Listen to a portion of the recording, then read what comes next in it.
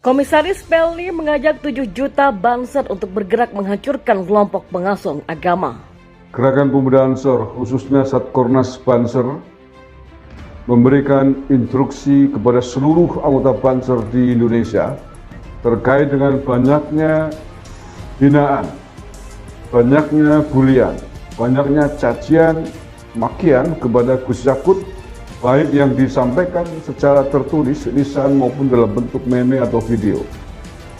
Dan tentu ini adalah sebuah sikap perlawanan dan sikap tegas dari Banser untuk melindungi ketua umumnya.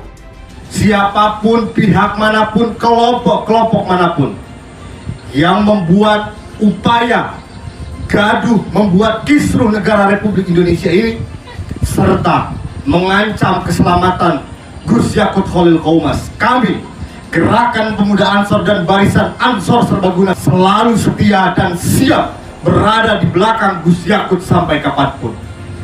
Terakhir, siapapun kelompok-kelompok yang berani menyerang jamaah NU, menyerang kiai-kiai NU, menyerang Ansor dan Banser khususnya, kami hanya akan mengatakan bahwa lawan sahabat-sahabat.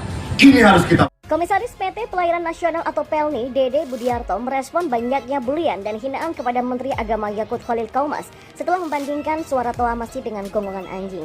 Dede Budiarto mengatakan Yakut selaku ketua Banser, dia memiliki anggota di seluruh Indonesia hampir 7 juta anggota.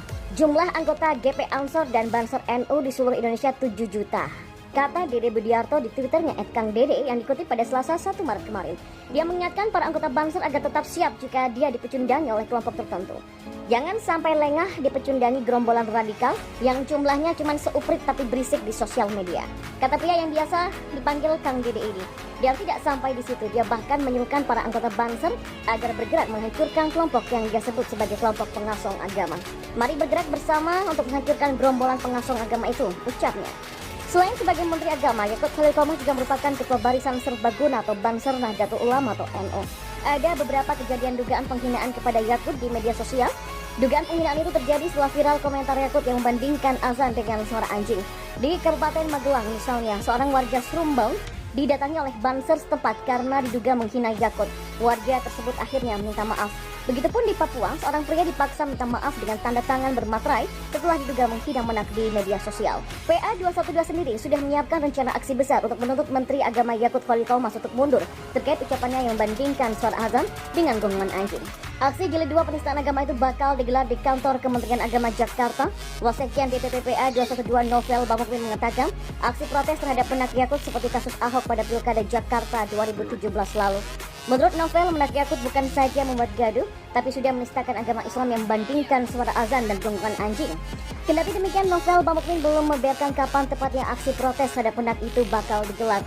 Hanya saja, kata dia, aksi itu akan digelar di 2 lokasi, yaitu di kantor Kemenak dan MUI Pusat. Seperti diketahui, menak Yakut Khalil Qaumas menerbitkan surat edaran yang mengatur penggunaan pengeras suara di masjid dan musola. Salah satu yang menjadi sorotan dalam peraturan itu adalah aturan penggunaan toa masjid ketika azan yang volumenya hanya boleh maksimal 100 desibel. Dan belakangan ini publik sedang dihebohkan soal pernyataan Menteri Agama Yakut Khalil Qaumas yang diduga menganalogikan suara azan dengan gonggongan anjing. Akibat dari pernyataan itu, berbagai kalangan masyarakat pun juga ikut bersuara. Bahkan pegiat media sosial Permadi Arya alias Abu Janda ikut buka suara terkait hal tersebut. Dalam sebuah unggahannya yang diposting di dalam akun Instagram pribadinya pada Jumat 25 Februari kemarin, ia mengatakan sebagai anggota Banser, tentu ia berada di posisi menak selaku ketua Banser. Saya anggota Banser dan di Banser itu kita dididik militer sehingga kita punya jiwa korsa. Gus Yakut adalah panglima saya di Banser. Jadi tentu saja saya akan membela beliau, kata Abu Janda. Namun terlepas dari itu, Abu Janda tetap mengkritik Gus Yakut sebab ia mengakui bahwa pemilihan diksi yang digunakan Menteri Agama dinilai kurang bijak sehingga memberikan celah bagi musuh politiknya untuk menggoreng sampai gaduh seperti ini. Namun setelah ia menyimak lagi video pernyataan dari sang menteri, ia mengatakan tidak ada unsur penodaan agama dalam ucapan Gus Yakut. Setelah saya simak videonya, ternyata Gus Yakut tidak mengatakan satupun kata azan. Yang beliau maksud adalah penyalahgunaan toa. Misalnya pengajian anak-anak bersuara parau yang disembur toa waktu orang-orang istirahat. Jadi Gus Yakut nggak membandingkan suara azan dengan anjing yang menggonggong, kata bercanda. Pernyataan menak Yakut Qaumas terkait suara anjing dan suara toa masjid memantik reaksi di masyarakat. Dilansir dari fajar.co.id, sejumlah warga ada yang melakukan aksi unjuk rasa di Mako Polda Sumatera Utara Aksi ini pun didominasi oleh ibu-ibu. Mereka mendatangi Polda Sumatera Utara dengan membentang spanduk bergambar seekor anjing yang diedit dengan gambar wajah Yakut Kaumas pada Jumat 25 Februari kemarin. Merespon itu, aktivis jaringan Islam liberal Guntur Romli menilai aksi ini bukan lagi sebagai aksi protes, tapi ini sudah masuk bentuk pelecehan. PA 212 menyatakan siap menindaklanjuti perintah Habib Rizik Syihab atau HRS terkait pernyataan Menteri Agama Yakut Khalil Kaumas yang dianggap membandingkan pengeras suara di masjid dengan gonggongan anjing. PA 212 menilai pernyataan Gus Yakut bermuatan penistaan agama. Wasekjen PA 212 Novel Bamukmin mengatakan pihaknya siap menggelar aksi bela Islam di kantor Kementerian Agama menuntut agar Gus Yakut diproses hukum dan dipecat dari jabatannya. Ini dikatakan Novel ketika dikonfirmasi pada Rabu 2 Maret 2022 hari ini. Dia mengatakan selain mendesak Presiden Jokowi untuk memecat Yakut, pihaknya juga tengah mempersiapkan upaya pelaporan kepada Barreskrim Polri. Mantan pimpinan FPI Habib Rizik Syihab bereaksi keras atas pernyataan Menteri Agama Yakut Khalil Kaumas yang menganalogikan pengeras suara masjid dengan gonggongan anjing. Hal ini disampaikan oleh kuasa hukumnya Aziz Januar yang baru saja melakukan pertemuan dengan HRS di Rutan Barreskrim Polri pada Jumat kemarin. PA 212 memastikan bakal segera menggelar aksi bela Islam untuk menuntut agar Menak Yakut Khalil Kaumas dipecat dari jabatannya. Menurut Habib Rizik, perbuatan Menak Yakut lebih parah dari apa yang dilakukan oleh Basuki Cahayapurnama alias Ahok ketika melakukan penistaan agama pada 2016. Sebenarnya kasus Gus Yakut ini sepele kalau si Kadrun punya otak. Ya sebenarnya saya males sih membahas soal ini ya, cuman himbauan aja kok, apa yang harus diributkan. Mau suara toa tetap keras sampai sundul langit pun gak akan ada yang sanksi apapun. Bayi-bayi, orang-orang sakit, non-muslim tetap harus mendengarkan suara toa tersebut. Iya dong, dimana-mana minoritas menyesuaikan mayoritas, begitu kata Kadrun. Tapi lama-lama melihat Kadrun protes sampai ada yang bawa samurai, saya jadi tergelitik nih untuk membuat artikel untuk membahas hal ini. Ya, hal yang sebenarnya sepele tapi dibuat ribet oleh Kadrun. Jadi sebelum mulai membahasnya, maka kita harus bisa bedain nih antara mengatur azan dan mengatur toa yang melakukan broadcast suara azan. Kalau hal mendasar ini saja nggak paham, maka sampai kuda gigit jari Indonesia tetap akan gaduh jika membahas toa gitu. Gus Yakut itu nggak mengatur azan, bukan azannya yang diatur. Silakan yang mau azan sampai teriak-teriak jungkir balik sekalipun nggak masalah. Berapa sih volume maksimal suara manusia normal melanturkan azan?